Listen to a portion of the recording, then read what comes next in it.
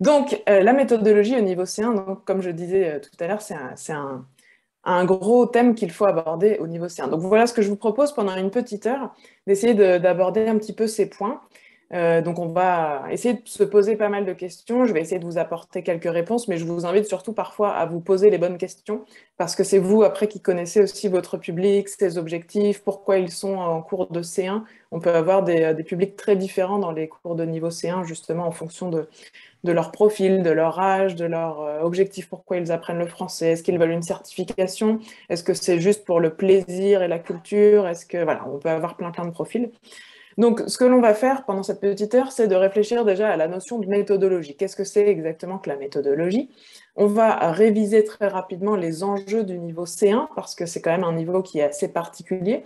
Je ne sais pas exactement quelle est la situation au Brésil du niveau C1, mais des fois, dans certains pays ou certaines institutions, il y a très peu de cours de C1, et parfois dans d'autres pays, justement, ça fait partie des cours les plus remplis. Donc, je ne sais pas exactement quelle est la situation chez vous.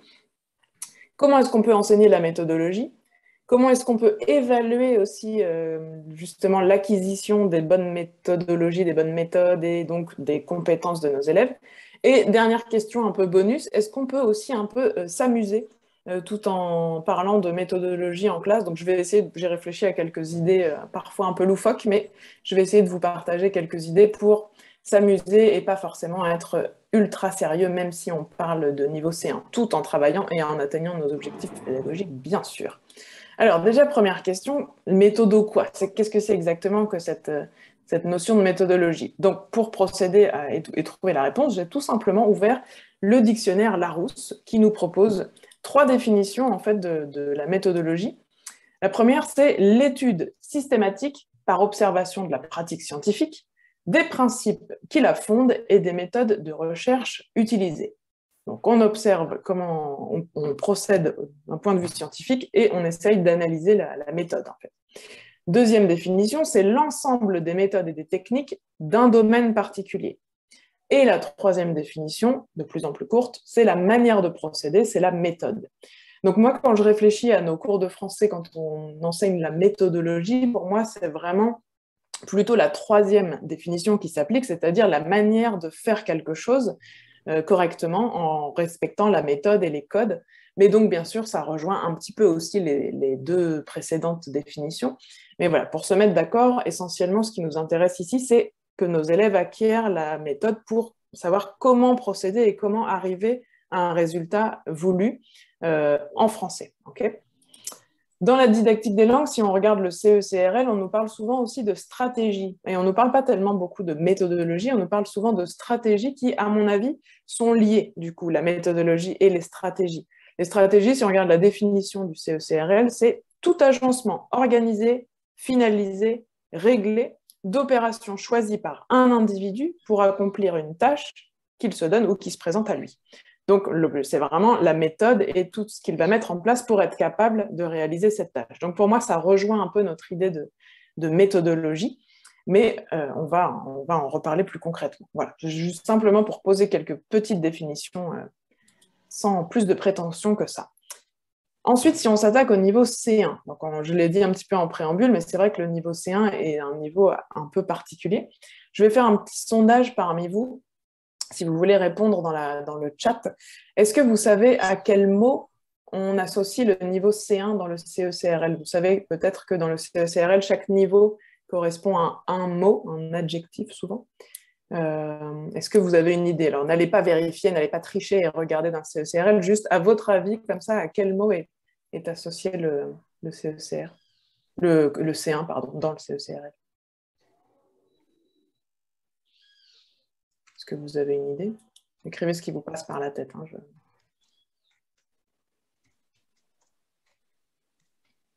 ne vois rien apparaître. Est-ce que vous n'avez pas d'idée?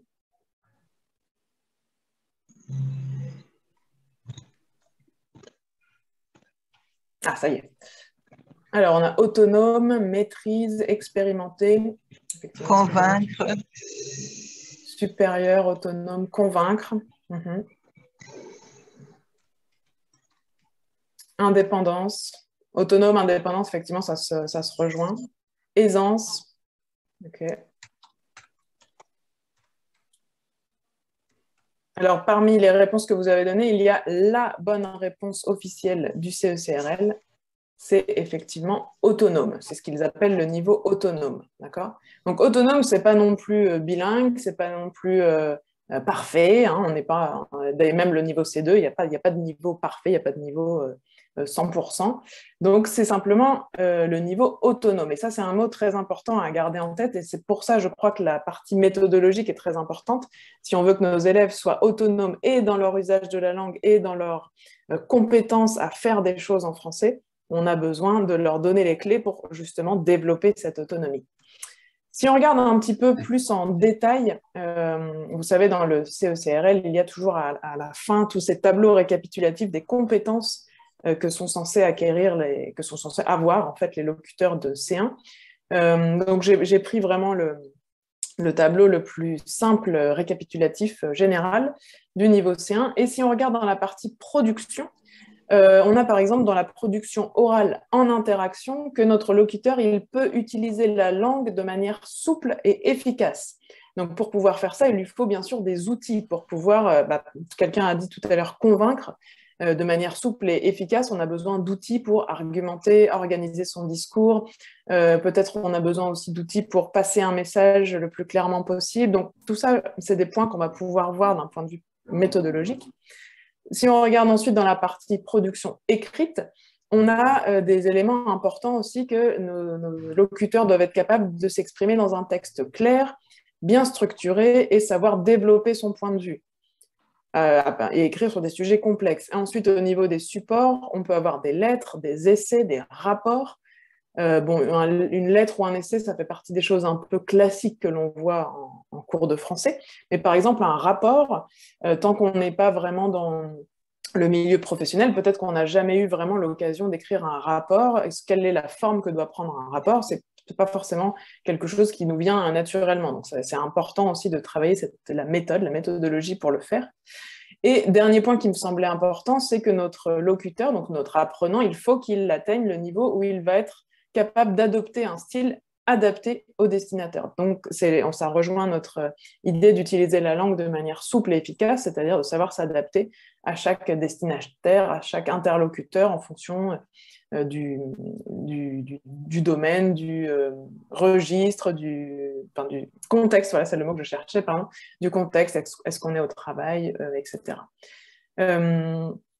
Ensuite, alors oui, bon, ça je vous l'ai montré en vrai tout à l'heure. Donc pour cet atelier, je vais donc m'appuyer sur des exemples de comment on travaille la méthodologie dans la collection Défis. Donc je vous ai montré tout à l'heure les livres en vrai puisque je les ai ici. Ah, hop, ça disparaît. C'est pour ça aussi que j'ai mis l'image parce que je sais qu'avec le fond d'écran, ça disparaît un peu.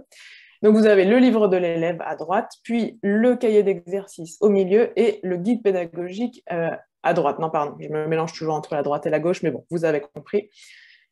Si vous n'avez pas encore eu l'occasion, d'après ce que vous m'avez dit, vous n'avez pas encore eu l'occasion vraiment de travailler avec vos élèves avec cette méthode, je vous invite vraiment à utiliser aussi le guide pédagogique, le livre du professeur, qui a été écrit de manière très complète par notre éditrice qui a chapeauté tout le projet. Donc elle sait exactement de quoi elle parle et elle a su expliquer, je pense, assez bien ce que les auteurs nous avions imaginé pour chaque activité, parce que c'est vrai que des fois, on est tellement dans notre activité qu'on peut perdre un peu le fil des objectifs.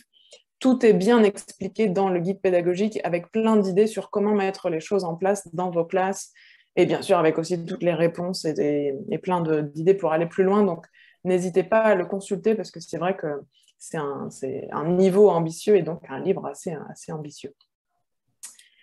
Dans une unité de défi, donc je vous ai dit tout à l'heure, il y a 12 unités au total, donc c'est quand même un gros bouquin.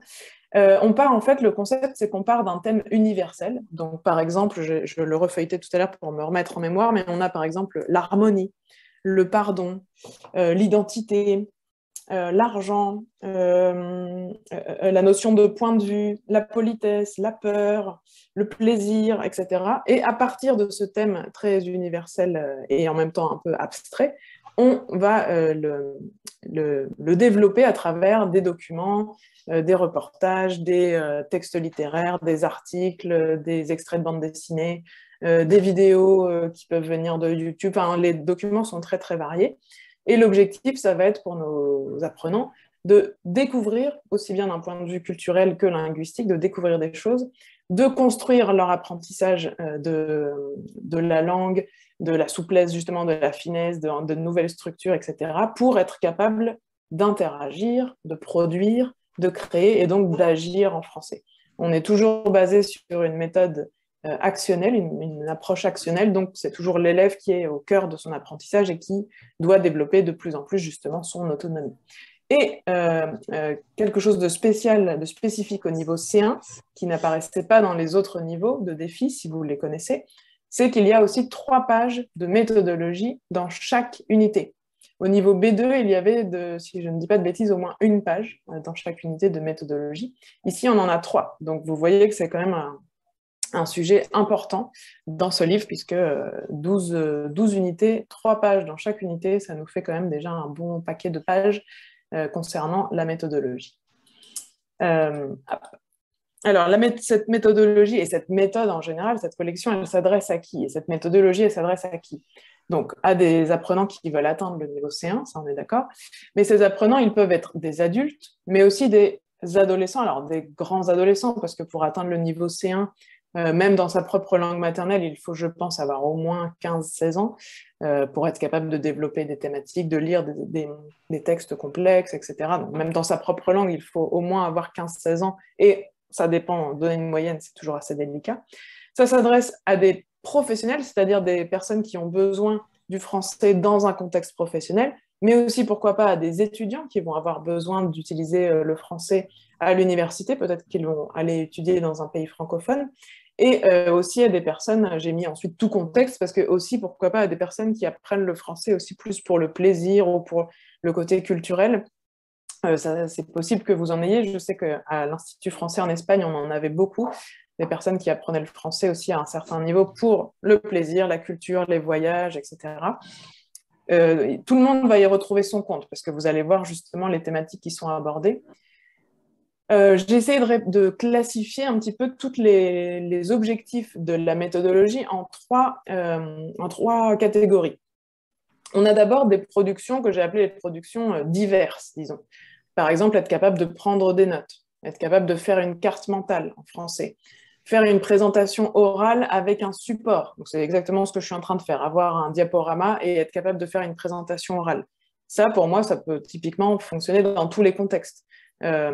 Professionnels, les étudiants, et même des fois dans le milieu plus personnel, si on travaille avec une association et qu'on veut présenter un projet. Enfin, on peut avoir plein de possibilités.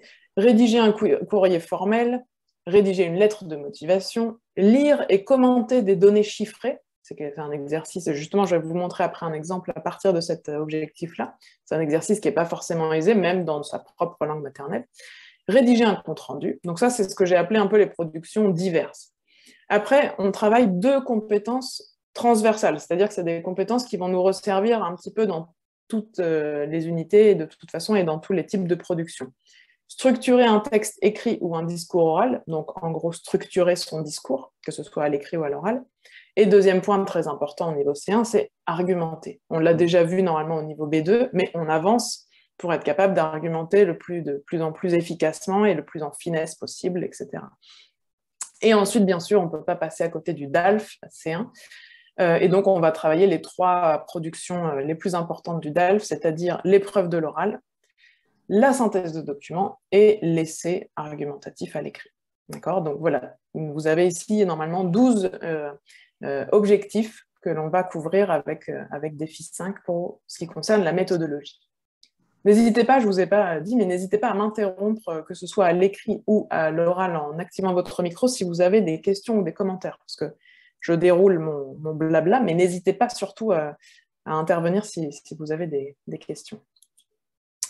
Ce travail de la méthodologie, je vais vous montrer ensuite en détail comment il se passe, mais il se veut vraiment progressif. Donc, par exemple, on ne va pas rédiger un essai argumentatif avant de savoir argumenter, bien sûr, et avant de savoir structurer son texte et son discours. Donc, si on suit les unités plus ou moins dans l'ordre, ça va aussi aider l'apprenant à acquérir les compétences au fur et à mesure qui vont lui être utiles pour ensuite être capable de bien, par exemple, rédiger un essai argumentatif ou s'entraîner à l'épreuve de l'oral.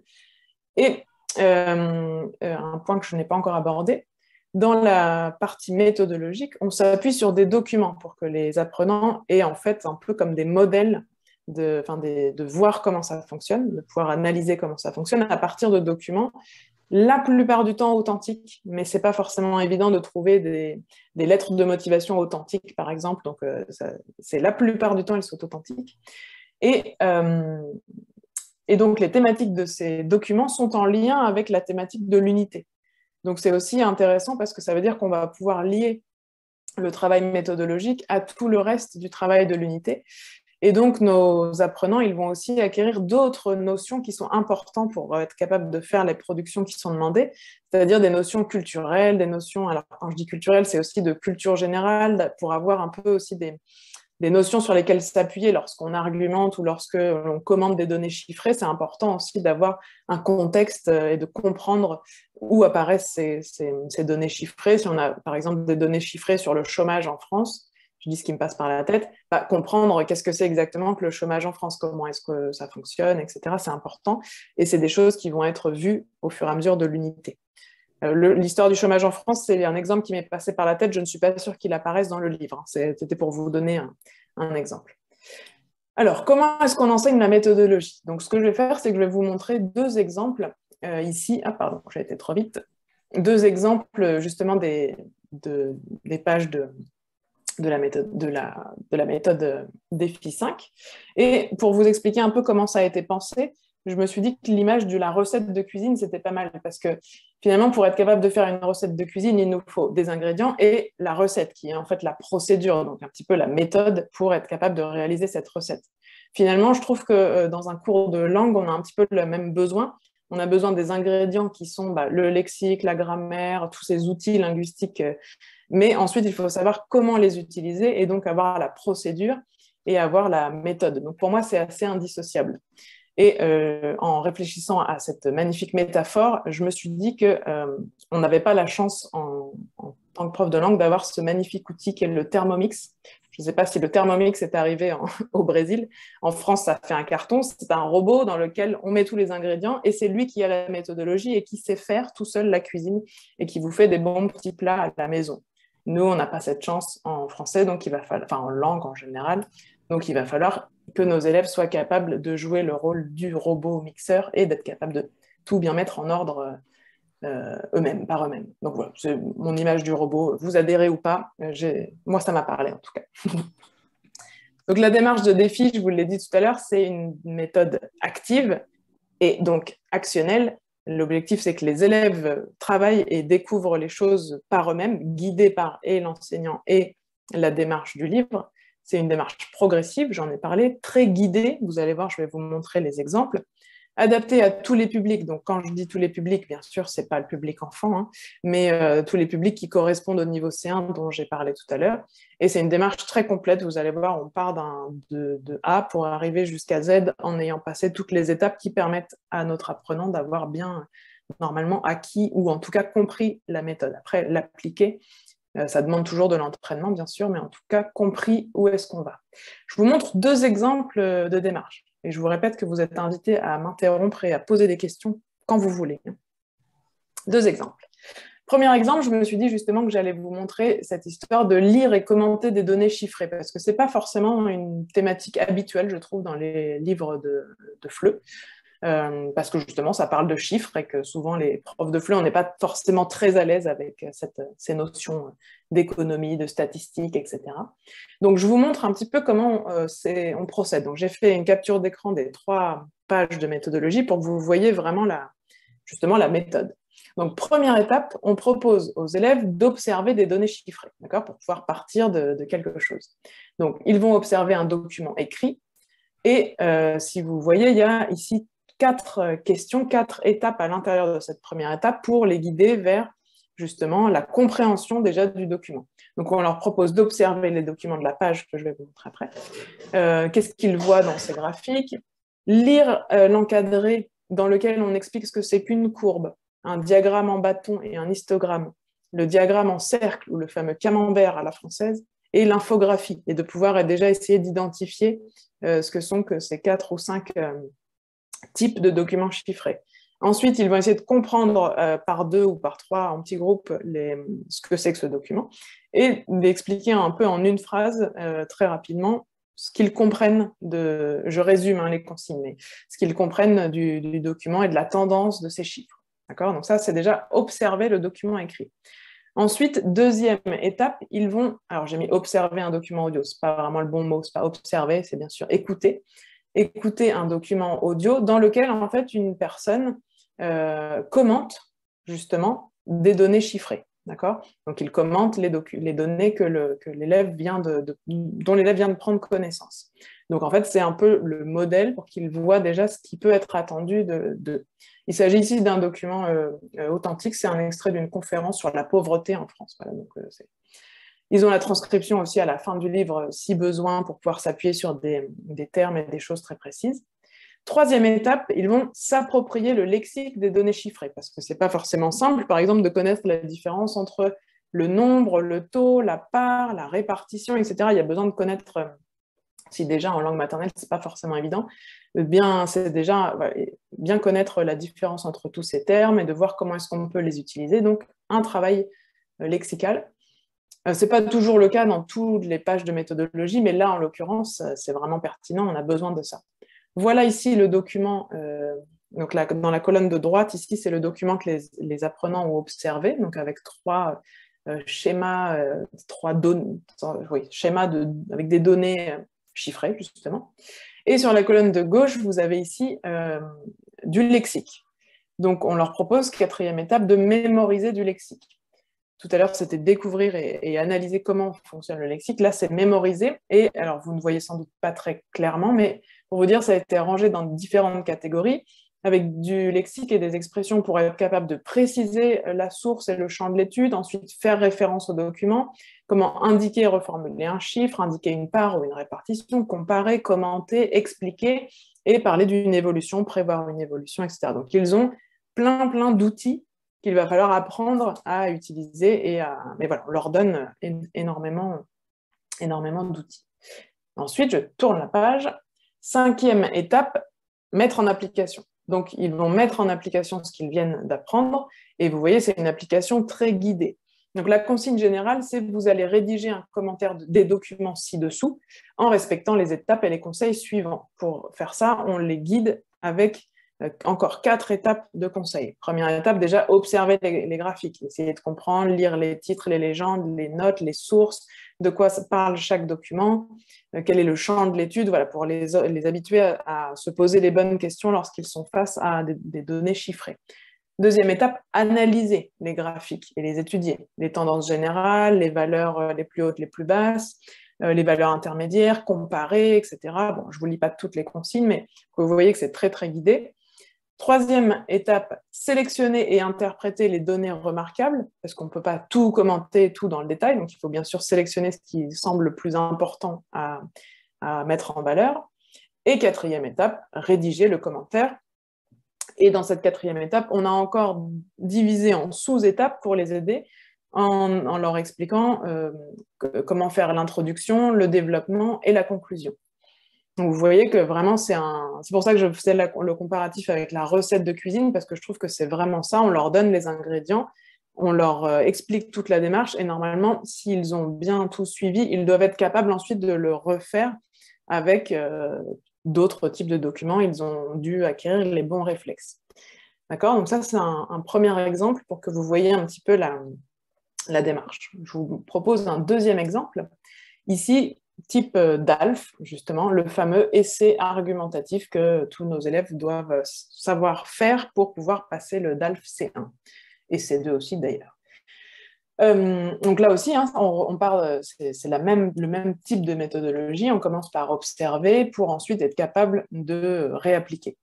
Sauf que là, on commence par une étape un peu différente qui est déjà de définir ce que c'est qu'un essai argumentatif. Parce que alors, ça dépend complètement des cultures.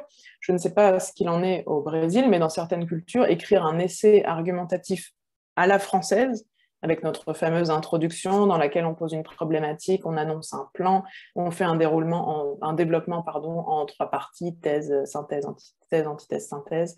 Bon, on n'est pas obligé de le faire comme ça au DALF, mais c'est vrai que c'est parfois ce qui peut être attendu de certains examinateurs, c'est quelque chose qui est très à la française.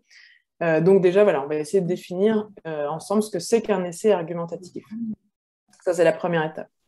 Deuxième étape, on va observer des modèles. On a 2 modèles qui sont sur la page suivante, je vais vous les montrer. Et on a ici 6 questions posées par le livre pour voilà, essayer d'observer des points importants de ces modèles. D'accord ? Troisième étape, on a des explications sur les différents types de textes qui peuvent être demandés au DALF C1, parce qu'on dit essai argumentatif, mais en général, dans la consigne de l'examen, il y a un contexte qui est proposé, et donc on peut leur demander d'écrire, par exemple, une participation à un forum, d'écrire pour le courrier des lecteurs, d'écrire un article dans un journal, d'écrire une lettre ouverte, une lettre de réclamation, etc. Donc on essaye aussi de préciser un petit peu ça. Donc là, pour le coup, c'est des informations que l'on leur donne. Si je tourne la page, voilà les 2 modèles, justement, j'ai mis le modèle, mais en fait, il y a 2 modèles d'essais argumentatifs. Donc, comme une participation un peu à un forum, et l'autre, c'est une lettre ouverte à la ministre de la Culture et de la Communication. Voilà, 2 modèles un peu différents. Donc, ils ont eu auparavant toutes les questions qui leur ont été posées pour essayer de comprendre et de décrypter un peu ces 2 essais. Et ensuite, on a la 4e étape qui est donc la mise en pratique, la production. Mais vous voyez, c'est une consigne générale et ensuite plein de sous-consignes pour les aider justement dans la méthode. Donc, on commence par leur proposer d'analyser la consigne, de repérer les mots-clés, de bien comprendre le contexte, etc. De préparer le plan de leur texte avec la problématique, les idées, etc., etc. Et ensuite de rédiger le texte. Et là encore, quand on leur dit rédiger le texte, on les guide avec encore 6 points ici pour se mettre bien avoir la bonne méthodologie pour le faire de manière efficace. Okay, donc voilà 2 exemples que je vous ai montrés de manière très complète. Ce dont je ne vous ai pas parlé, c'est... Ah oui, j'avais mis ici un zoom de la mise en pratique pour que vous voyez un petit peu justement les étapes dans l'analyse de la consigne, préparer le plan, on leur donne plein de pistes pour aller dans le bon sens et rédiger le texte. Voilà. Bon, de toute façon, vous avez accès, je crois, au livre, donc vous pourrez regarder plus en détail. Ce dont je n'ai pas encore parlé dans ces pages, c'est qu'il y a plein de petits encadrés en encart avec de l'aide, encore plus d'aide à la production. Il y a 3 catégories d'aide qui apparaissent sur la page. En bleu, avec le petit bandeau bleu, c'est à savoir, donc c'est plutôt des informations. Alors je vous ai mis un exemple ici. Par exemple, attention, 1 point ne signifie pas 1%. Par exemple, le taux de pauvreté est passé de 13,8 à 14,8. On doit dire qu'il a augmenté d'1 point, mais pas il a augmenté d'1%. Au contraire, si on fait un calcul, il a augmenté de 18%. Bon, je suis un peu nulle en maths, mais j'ai confiance dans ce qui est écrit ici. Donc voilà, bien dire qu'il a augmenté d'1 point et pas d'1%. En rouge, donc c'est l'exemple que je vous ai mis juste en dessous, on a des conseils. Là, c'est vraiment des conseils méthodologiques. Donc, par exemple, ici, c'est ce qui apparaît dans la page de rédaction de l'essai argumentatif. On leur donne des conseils pour gérer leur temps. Donc, par exemple, si on leur conseille de consacrer 1 heure à l'essai, parce qu'il y a aussi la synthèse de documents à faire, bien sûr, voilà comment on leur propose de répartir leur temps. 5 minutes pour lire la consigne, 10-15 minutes pour préparer le plan, entre 35 et 40 minutes pour rédiger, et surtout garder 5 minutes pour relire leur travail. Mais on précise bien sûr qu'il faudra s'adapter au temps qui reste après avoir fait la synthèse de documents, parce que la synthèse de documents, c'est encore un autre défi, pour utiliser le mot. Et ensuite, vous avez aussi les petites ampoules jaunes qui apparaissent à plein de moments dans la partie méthodologique, avec des idées, des conseils pour donner des bons réflexes aux élèves. Donc, par exemple, on leur propose, lorsqu'ils vont analyser des données chiffrées, de travailler avec un tableau à 2 colonnes. Donc, dans la colonne de gauche, par exemple, ils noteront les données, et à droite, très rapidement, en quelques mots, les explications de chaque donnée qui leur ont paru remarquables. Ou, par exemple, reformuler les chiffres avec des mots. 98,5%, c'est la quasi-totalité. Ça va nous aider ensuite à reformuler et à commenter ces chiffres. Ou quand on dit passer de 5 à 10%, on peut dire doubler. Comme ça permet aussi de paraphraser, d'expliquer, de commenter plus facilement. Donc voilà, il y en a plein, je vous ai mis quelques exemples comme ça, mais il y en a plein au fur et à mesure des pages de méthodologie. Donc, si vous travaillez ces pages avec vos élèves, invitez-les à bien regarder tous ces petits encarts qui, à mon avis, sont tout aussi importants que vraiment la recette en elle-même, parce que ça donne plein d'idées et de petites astuces pour avancer efficacement, parce que ce n'est pas des points qui sont forcément faciles. Donc, si je récapitule en quelques mots, vous avez vu, c'est un travail vraiment complet. Hein. C'est pour ça qu'on a quand même 3 pages de méthodologie par unité. On part d'un modèle qu'on analyse, on acquiert des outils linguistiques si besoin ou des outils en général pour être capable petit à petit de reproduire quelque chose à notre tour. C'est un travail sur le long cours dans le sens où, bien sûr, le contenu de l'unité va aussi donner des éléments. Et j'en parlais, des éléments culturels, des éléments linguistiques. En général, les points linguistiques travaillés dans l'unité servent aussi à être capable de faire ces travaux méthodologiques, adaptés à tous les publics qui peuvent passer dans le C1. Et on est dans une démarche, vous avez vu, actionnelle, puisque c'est les élèves qui analysent, qui travaillent, et nous, on se sert de guide et d'orientateurs pour qu'ils aillent dans la bonne direction et pour leur donner les bons conseils. Alors, avant d'aborder la question de l'évaluation, je voulais savoir si vous aviez éventuellement des petites questions ou commentaires sur déjà le contenu vraiment de ces pages ou des choses qui vous sont venues à l'esprit, je ne sais pas, pour permettre de poser des questions. Oui, Jean-Pierre. J'ai beaucoup aimé ce côté méthodologique qui m'a l'air très complet et qui est, je crois, qui est très particulier à Défi. Maintenant, il y a une chose, vous parliez de prise de notes, et je crois qu'un des grands problèmes de C1, c'est la longueur des documents oraux. À partir du moment où ils ont 6-7 minutes de documents, souvent, ils comprennent, mais ils ne prennent pas, ils ne savent pas très bien comment prendre des notes. Est-ce que vous avez une proposition? Est-ce que Défi 5 a une proposition pour ce fait? Oui, tout à fait. Il y a également 3 pages, telles que celles que je vous ai montrées, pour apprendre à prendre des notes. Alors, je n'ai pas pris cet exemple-là, là, j'ai montré comment commenter des données chiffrées et rédiger un essai argumentatif, mais vous avez dans une autre unité 3 pages complètes pour apprendre à prendre des notes. Et on observe aussi un document d'un professionnel, je ne sais plus quel document a pris ma collègue, mais une prise de notes authentique, faite par un Français, un francophone natif, pour voir un petit peu les trucs et astuces, les abréviations qu'on peut utiliser, les schémas, les flèches, etc., comment organiser sa prise de notes.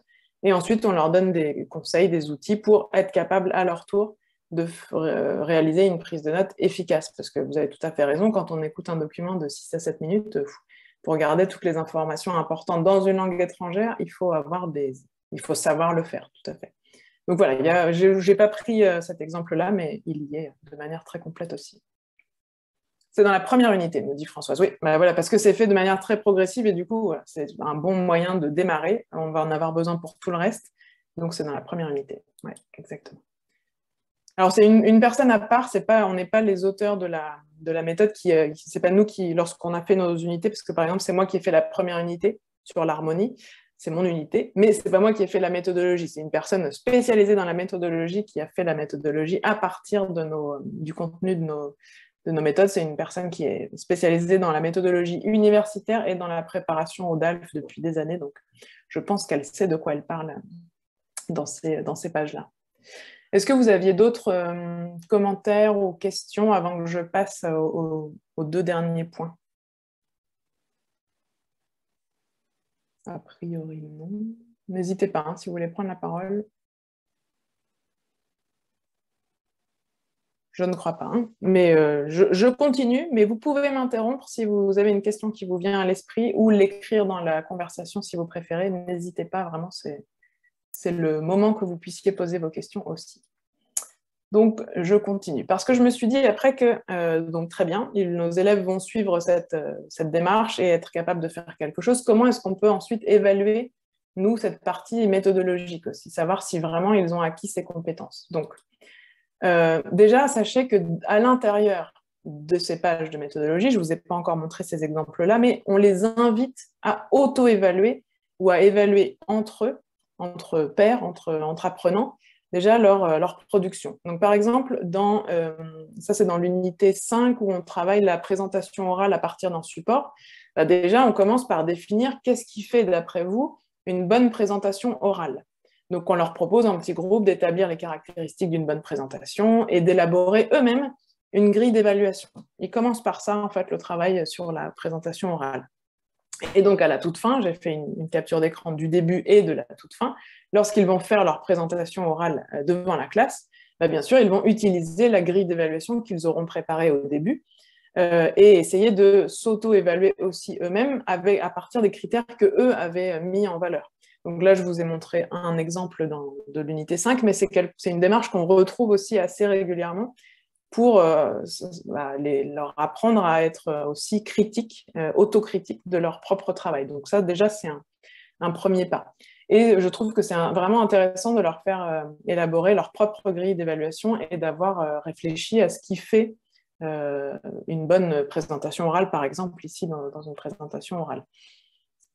Ça les obligera, puisque c'est eux qui ressortent les exemples et les critères, normalement ils doivent les mettre en pratique ensuite, alors que si parfois c'est nous qui les disons, c'est plus délicat à mettre en pratique.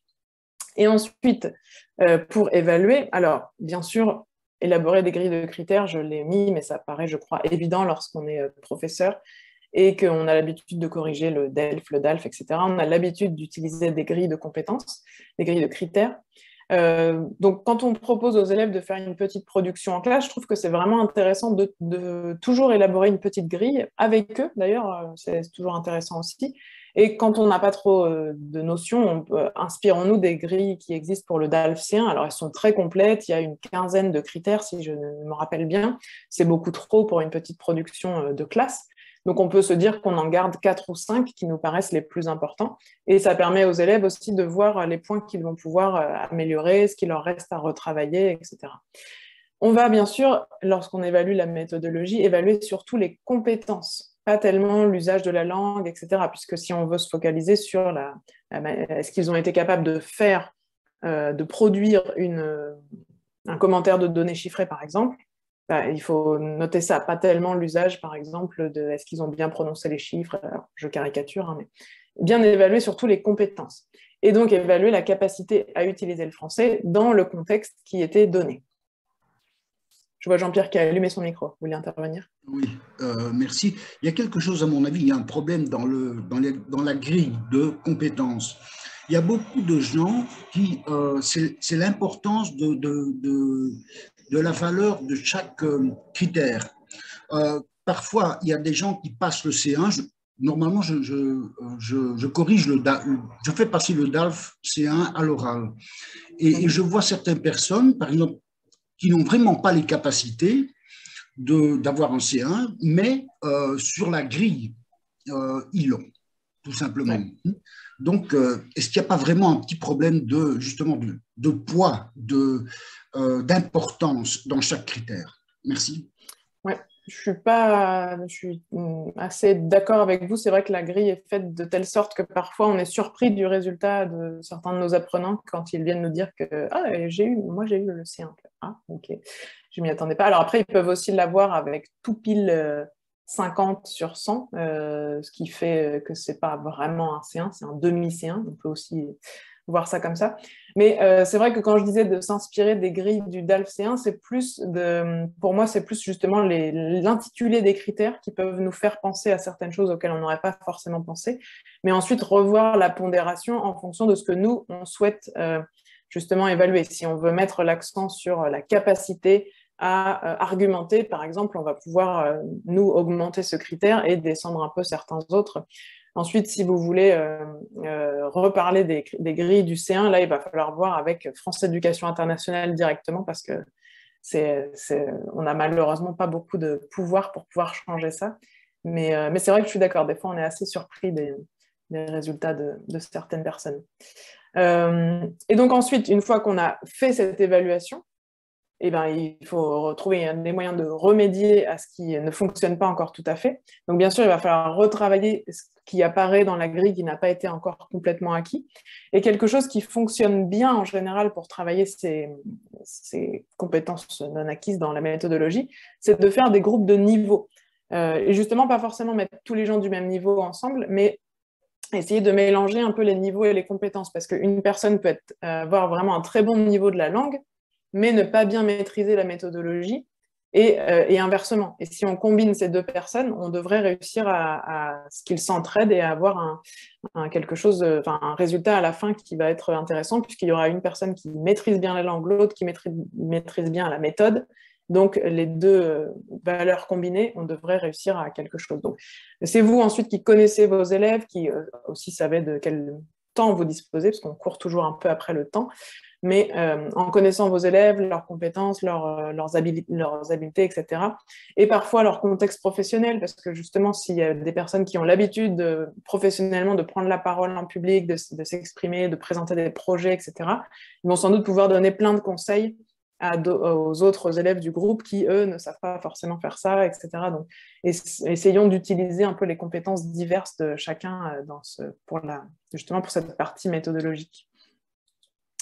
Et donc, je voulais garder un tout petit peu de temps pour voir si on peut, alors je dis s'amuser, c'est peut-être un bien grand mot, mais de voir si on peut en tout cas rendre ce travail de méthodologique un peu peut-être dynamique, amusant. Oui, bon, amusant, on va essayer de dire amusant. Bien sûr, on va pouvoir faire ça en fonction des objectifs de nos élèves. Si nos élèves ont vraiment des objectifs de passer tel examen ou qu'ils apprennent le français pour quelque chose de très précis, etc., bon, il va falloir s'adapter à leurs besoins, mais parfois on peut s'amuser un peu. Et ce qui est intéressant dans Défi, c'est qu'on a justement des supports intéressants et très variés. On a aussi des documents plein d'humour. Je pense par exemple alors j'ai fait l'unité sur l'harmonie, dans laquelle on parle de yoga, etc. Et aussi l'unité qui s'appelle Point de vue, dans laquelle on démonte un peu justement certains points de vue. Enfin, je vous laisse découvrir. Et dans cette unité, j'ai utilisé une vidéo qui provient d'une youtubeuse historienne, donc c'est une historienne qui a fait une thèse en histoire, etc., et qui vulgarise l'histoire par des vidéos sur YouTube, et je trouve vraiment que c'est très très bien fait, et c'est plein d'humour. Donc justement, lorsqu'on étudie cette vidéo avec les élèves, on propose aussi de réfléchir un peu à comment fonctionne l'humour en français. Donc c'est une parenthèse que je referme, mais il y a des supports intéressants qui vont permettre de s'amuser aussi un peu, qui sont toujours en lien avec la thématique de l'unité. Il y a une démarche active, on en a parlé, etc. Et l'idée, c'est de valoriser notre apprenant. Donc, on peut essayer déjà, pour rendre les choses un peu plus concrètes et parfois un peu plus motivantes pour les élèves, d'utiliser un peu les nouvelles technologies. Pourquoi pas? Par exemple, j'ai essayé d'imaginer des applications, mais lorsqu'on travaille et qu'on commente les données chiffrées, pourquoi pas proposer aux élèves de réaliser une infographie? C'est quelque chose qu'ils pourraient être amenés à faire dans le milieu professionnel ou universitaire ou dans des écoles, etc. Donc pourquoi pas rendre les choses très concrètes et leur proposer de donner leurs résultats sous forme d'infographie. Pour ça, il y a un site internet qui s'appelle Infogrames, qui fonctionne très bien, qui est facile à utiliser. On peut en quelques clics réaliser une belle infographie. Alors bien sûr, le fait que ce soit beau n'enlèvera pas le fait qu'il faut que ce soit surtout efficace et clair et bien écrit en français, etc. On leur propose aussi une unité sur comment faire une carte mentale. On peut aussi leur proposer de la faire en ligne, il y a plein d'outils pour faire des cartes mentales en ligne. Moi, je recommande toujours l'outil Kogel. Je n'ai pas d'action chez eux ou quoi que ce soit. D'ailleurs, je vous invite à utiliser la version gratuite, mais c'est un outil qui permet de faire des cartes mentales assez jolies, le résultat est assez joli, et on peut travailler à plusieurs dessus, donc on peut faire des cartes mentales coopératives, collaboratives, et le prof peut ensuite aller voir les cartes mentales, comme j'ai cru comprendre que vous étiez encore un peu en cours en ligne, etc. Ça peut être un bon outil. Et on parlait tout à l'heure de la prise de notes. Alors, l'outil que je vous propose n'est pas très novateur, hein, c'est Google Doc, mais Google Doc permet d'écrire à plusieurs sur le même document, même si on n'est pas dans la même pièce, etc. Et pour le travail de prise de notes, je trouve que ça peut être assez intéressant. Pour les premiers pas dans la prise de notes, on peut par exemple proposer aux élèves un travail un peu collaboratif justement sur la prise de notes, où on va leur donner des rôles différents à chacun, par exemple. Donc il y en a un qui est chargé d'écouter et de noter le maximum d'informations, tout ce qui lui semble important, etc. Un deuxième qui peut repasser un tout petit peu derrière pour compléter s'il voit que son camarade a oublié un chiffre très important ou voilà, une donnée très importante, etc. Et un troisième qui, par exemple, pourrait être en charge de remettre un peu d'ordre, parce qu'au fur et à mesure qu'on écrit, si on le fait sur l'ordinateur, on ne peut pas faire la mise en page et tout en même temps, donc la troisième personne pourrait être en charge de clarifier un peu tout ça. Pourquoi pas? C'est un exemple qui m'est venu en y réfléchissant. Donc, première technique, c'est d'utiliser un peu les nouvelles technologies. Pas pour tout, pas tout le temps, bien sûr, avec comment on dit, modération et avec intelligence, mais de temps en temps, ça peut aussi motiver les élèves à faire quelque chose dont le résultat sera plus joli, plus intéressant, etc. Et deuxième idée pour mettre un peu d'humour, de joie, d'amusement dans tout ça, insérer de l'insolite, en fait. Et donc, alors là, je vous préviens, j'ai mis tout ce qui me passait par la tête, c'est pas forcément le plus pertinent, mais je me suis dit, OK, on doit rédiger un compte-rendu. Ça peut être très ennuyeux de rédiger un compte-rendu, mais sauf que s'il s'agit du compte-rendu de la tournée du Père Noël, par exemple. J'ai pensé à ça au mois de janvier. OK, donc il a fini son travail. Il faut faire un compte-rendu pour s'améliorer pour l'année prochaine. Bon. Compte-rendu d'une réunion entre super-héros ou compte-rendu d'une formation. À la fin de la formation, il faut faire un compte-rendu et c'était une formation pour devenir le meilleur dictateur du monde. Bon. Je vous donne vraiment des exemples qui me sont passés par la tête, mais simplement, on va atteindre nos mêmes objectifs pédagogiques, voilà, la production sera la même, simplement les élèves vont peut-être s'amuser un petit peu plus à trouver des idées entre eux pour en faire un compte-rendu un peu marrant. Rédiger une lettre de motivation, on peut essayer d'imaginer un emploi impossible ou qui n'existe pas. Reine du monde, testeur de vacances, compteur de grains de sable. Je vous dis, j'ai mis tout ce qui me passait par la tête. Ce n'est pas forcément le plus original et le plus intéressant, mais ça peut vous donner quelques idées. Et méthodologie, on doit rédiger un courrier formel, qui est souvent un courrier pour réclamer, pour se plaindre, pour expliquer un problème. Pourquoi pas réclamer une place de parking pour sa soucoupe volante? Il va falloir trouver des arguments. Ou se plaindre d'avoir passé de trop bonnes vacances. Parce que souvent, alors ça c'est plus au niveau B1, B2, mais on a souvent la lettre de réclamation après un séjour qui n'a pas bien fonctionné. On peut inverser ça. Et justement, on a passé beaucoup trop bonnes vacances. Bon, mes exemples ne sont pas forcément valides. À vous de trouver les exemples qui fonctionneront avec vos élèves, qui marcheront bien. Mais j'ai le souvenir d'une collègue qui avait écrit une lettre de réclamation au Père Noël aussi, par exemple, et que les élèves avaient écrit des choses vraiment très belles. C'était chouette. Ça permet aussi de faire après lire ce que... En fait, ça incite, je trouve, les autres élèves à lire les productions de leurs camarades quand on trouve un peu des thèmes comme ça, un peu originaux, parce qu'on veut voir ce que les autres ont pu imaginer. Voilà pour tout ce que je voulais vous dire. Il nous reste 3 minutes 44, 43. Est-ce que vous avez, avant qu'on nous ferme la porte de la salle, est-ce que vous avez des questions, des commentaires, des remarques? N'hésitez pas. Oui, je voudrais savoir combien de temps vous avez prévu pour chaque unité du défi 5, puisqu'il y en a 12. Ouais, c'est toujours la question piège, parce que c'est quasiment impossible de vous donner un chiffre, parce que ça dépend de tellement de paramètres. Excusez-moi, mais quand on parle de heures, parce qu'au Brésil, on travaille 50 minutes, ça correspond à une heure de cours. D'accord? Oui, alors on a tendance à dire qu'une double page, donc quand vous ouvrez le livre, ça fonctionne beaucoup par double page, on a souvent un document, puis toute l'exploitation qui vient avec. On peut faire la double page en 1 heure, sachant que ça dépend du type de document, ça dépend du niveau où en sont vos élèves, ça dépend de est-ce qu'ils peuvent faire aussi des choses à la maison, parce qu'on peut des fois préparer un peu le travail un peu en mode classe inversée, pourquoi pas, et qu'ils aient lu par exemple une première partie du document à la maison, qu'ils aient découvert le document à la maison pour ensuite gagner du temps et n'utiliser le temps de la classe que pour les moments où on va vraiment interagir, utiliser la langue, argumenter, débattre, etc., ou s'entraîner à utiliser des choses nouvelles. Donc, c'est vraiment compliqué de vous donner un chiffre parce que ça dépend de tellement de paramètres, ça dépend du nombre d'élèves que vous avez en classe. Alors, il y a Françoise qui nous dit qu'elle a fait 3 unités en 45 heures, mais en éliminant un peu de contenu. Donc, voilà. On peut y passer énormément de temps, ça c'est clair. C'est très très riche comme unité, comme matériel. Si vous utilisez en plus le cahier d'exercice, toutes les vidéos qui sont proposées, c'est très très riche. Donc, j'aurais plutôt tendance à vous dire de prendre le problème dans le sens inverse et de savoir de combien d'heures vous disposez et de vous débrouiller, de faire votre calcul en fonction de là où vous voulez arriver. Mais c'est difficile de vous donner un chiffre parce qu'on peut y passer 5 heures par page comme une demi-heure parce qu'on va survoler les documents en fait. Alors, je suis désolée pour cette réponse de Normande qui est ni oui ni non, mais